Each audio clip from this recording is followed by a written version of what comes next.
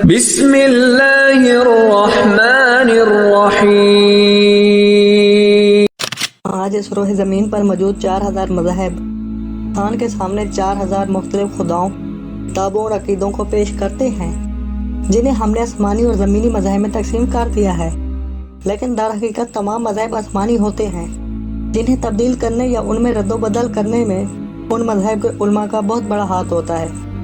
ان تمام مذاہب میں توحید، رسالت اور آخرت کی تمام تر تعلیمات موجود ہیں۔ ان تمام تر تعلیمات ہونے کے باوجود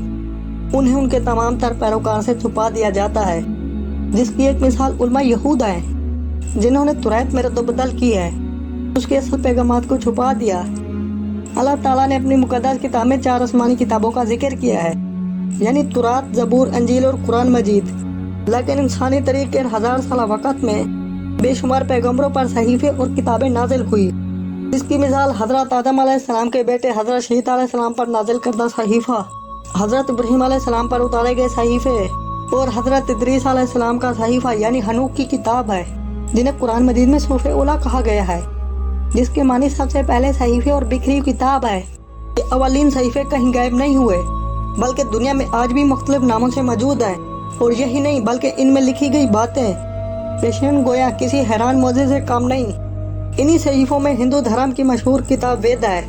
دراصل ہندو یا سناتن مذہب دنیا کے قدیم ترین مذہب میں سے ایک ہے۔ اس مقدس کتاب کے مطالعہ سے پتہ چلتا ہے کہ حضرت نوح علیہ السلام کے زمانے میں ہندوستان میں اس مذہب کا آغاز ہوا تھا۔ سرزمین نوح کو حسام بن نوح علیہ السلام کی اولاد میں سے بھرت نامی شخص نے آباد کیا تھا، جس مناسبت سے ہندوستان کو بھارت بھی کہا جاتا ہے۔ وید نامی کتاب میں آدم علیہ السلام، ان کی اولادوں، انسانوں کے ارتقاء اور حضرت نوح علیہ السلام کا ذکر ملتا ہے، جنہیں منو کہا گیا ہے، اور آپ علیہ السلام کے دور میں آنے والے عظیم طوفان کی کہانی بھی وید میں تفصیل سے موجود ہے، جسے مہاجل پرلے کا نام دیا گیا ہے۔ اس میں کوئی شک نہیں ہے کہ دنیا کے ہر علاقے اور ملکوں میں کم از کم ایک پیغمبر کو ضرور مبعوث فرمایا گیا ہے، لہذا ہندوستان کی سرزمین پر بھی ایک نبی ضرور مبعوث کیے گئے،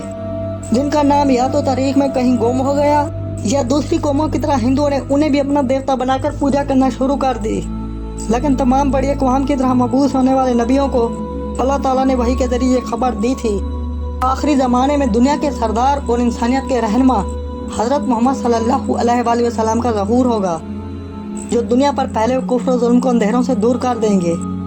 چنانچہ توراۃ، زبور اور انجیل میں حضرت محمد صلی اللہ علیہ وآلہ وسلم کے آنے کی بشارت کھلے الفاظ میں دی گئی ہے، لہذا دنیا کے اس قدیم مذہب کے مقدس صحیفے میں سرکار دو عالم صلی اللہ علیہ وآلہ وسلم کے آنے کی خوشخبری موجود ہے، اور یہ پیشون گیا 1000 سال گزرنے کے باوجود اور ان کتابوں میں رد و بدل ہونے کے باوجود ویسے کی ویسے موجود ہے۔ دراصل ہندو مت کی کتابوں میں ان کی اصل تعلیمات یعنی ایک خالق و مالک، آخرت، جنت و دوزخ کا تصور آج بھی موجود ہے، اور انصاف پسند ہندو علماء اور محققین ان پیشین گوئیوں کی موجودگی کا اعتراف بھی کر چکے ہیں۔ اگر ہندوؤں کی کتاب میں موجود اصول اور ضوابط دیکھیں تو ایشور کے اوتار کا ذکر ملتا ہے۔ لفظ اوتار کا مطلب زمین پر آنا ہے، یعنی وہ ہستی جسے خدا زمین پر پیغام پہنچانے کے لیے بھیجے۔ اس کے مطابق اوتار کو زمین پر اس وقت بھیجا جاتا ہے جب لوگ بے دین ہو جاتے ہیں، اللہ کے بندوں کو تکلیف دینے لگیں، گناہ اور ظلم میں اضافہ ہو جائے، لوٹ مار اور زنا کاری اور سادھوؤں کو تکلیف پہنچائی جائے۔ شاستروں کے مطابق اوتار کی کئی قسمیں ہیں۔ مزید یہ کہ ہندوؤں کے تمام دیوتاؤں مثلاً برہما، رام وغیرہ کے 10 سے لے کر 24 اوتار ہیں۔